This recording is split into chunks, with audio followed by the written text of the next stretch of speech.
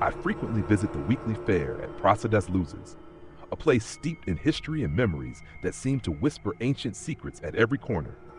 Since I was a child, that location has always captivated me with its colorful stalls, the aromas of traditional foods, and the lively chatter echoing under the open sky. But that autumn, something subtle and unsettling appeared. Upon entering the square on that gray morning, I felt a strange vibration in the air, as though an invisible presence were watching every movement, every curious glance from the visitors. That week, in addition to the usual stalls, new tents had appeared, discreetly set up with dark wooden frames and heavy fabrics concealing their contents. Unlike the handcrafted products and culinary delights that usually filled the square with life, the objects displayed there seemed to have been pulled from another era, imbued with tragic stories and an aura that blended mystery and fear. There were pocket watches with hands that moved erratically, ornate mirrors whose surfaces reflected more than mere images, and small statues whose features conveyed an inexplicable sorrow. Each piece, with details marked by time, carried within it a macabre secret that seemed to cry out for attention. Driven by curiosity, I began to explore that mysterious section of the fair. I remember stopping in front of an oval mirror whose intricately carved frame bore almost imperceptible designs. When I looked into it, I saw a reflection that did not match my own face, a fleeting shadow that vanished in the blink of an eye. A chill ran down my spine, and though I tried to rationalize the experience, the feeling that something supernatural lay behind those appearances persisted. As I walked, I overheard fragments of conversations that heightened the sense of unease. A tired-eyed man remarked to his companions that after purchasing a pocket watch, he began having vivid dreams of fires and muffled screams, as though time itself were marked by a fateful destiny. A young woman, charmed by a small music box with delicate carvings, recounted that at night she would hear, all alone, a mournful melody accompanied by children's laughter, sounds that seemed to come from a distant place, filled with pain and despair.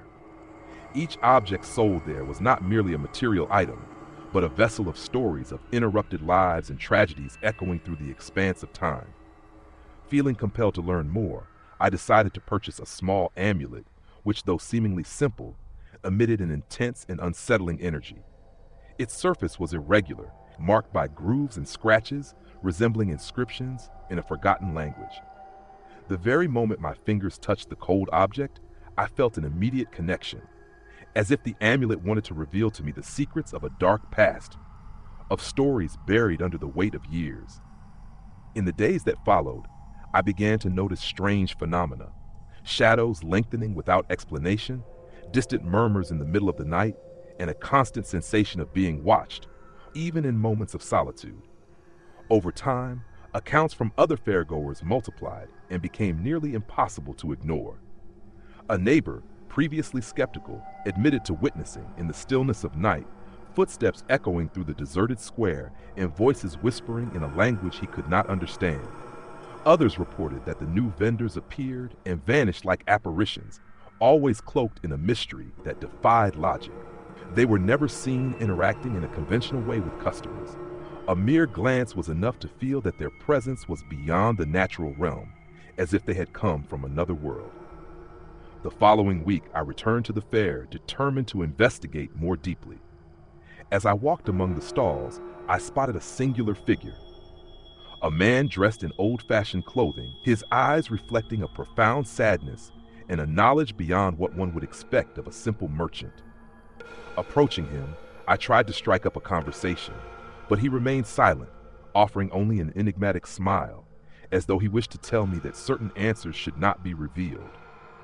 It was at that moment I realized that the vendors who had appeared there were not of our world. They were messengers of something greater and more sinister, bearers of secrets that surpassed human understanding. As the days went by, the phenomena intensified, and the objects seemed to take on a life of their own.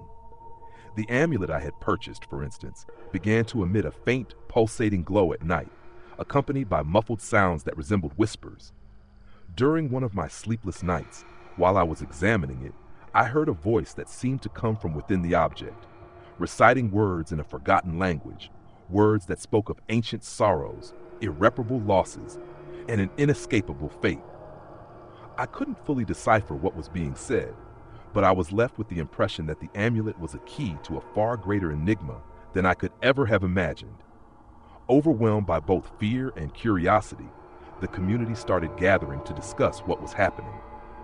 At impromptu meetings held in the square itself, neighbors shared their experiences. Accounts of people who, after purchasing certain items, began to experience unexplainable events, from visions of those long gone to the feeling of being followed by shadows that refused to relent. An elderly woman who had acquired an old piece of jewelry recounted how the item forced her to relive painful moments of her youth, as though each glint of the metal carried the memory of a lost love and a personal tragedy. I myself became increasingly wrapped up in this mystery. Beyond the events affecting my own belongings, I began to notice changes within me. Vivid, disturbing dreams that intertwined scenes of ancient rituals, voices calling me by name, and a constant sensation that my destiny was intertwined with the fair's secrets. I decided, therefore, to record every detail, writing down everything I witnessed and heard, hoping that one day those stories, no matter how macabre, would make sense or at least serve as a warning to others. Meanwhile, the residents' investigations pointed to something even more unsettling. Research in old archives and conversations with the town's elders uncovered legends from a time when the square was the site of rituals and celebrations in honor of forgotten gods, entities that walked among the living, demanding tributes of souls and emotions. These tales, which until then seemed to belong to the realm of myth, were beginning to take shape in light of the events unfolding. The newly appeared stalls with their cursed objects seemed to reenact these ancient traditions, a reminder that there are forces in the world that can never be fully understood or controlled. On one especially quiet night, while reviewing my notes, the amulet began to emit a barely perceptible sound, like a ticking that marked not only the passage of time, but also the moments of an inevitable fate. I closed my eyes and for a brief instant felt as though I had been transported to another time, where dark rituals and unknown entities mingled in a dance of light and shadow. The experience was so vivid that even after opening my eyes, I continued to hear echoes of those sounds, as though the amulet had seeped into my very being. Today, looking back, I realized that the fair became a portal between the known and the unknown.